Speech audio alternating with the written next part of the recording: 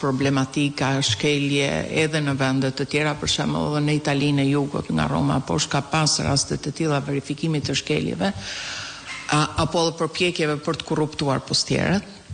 Por ajo që po ndodh në Greqi është një kapitull totalisht i një krimi zgjedhor dhe një manipulimi thellësisht politik që po ndodh të votës në Greqi.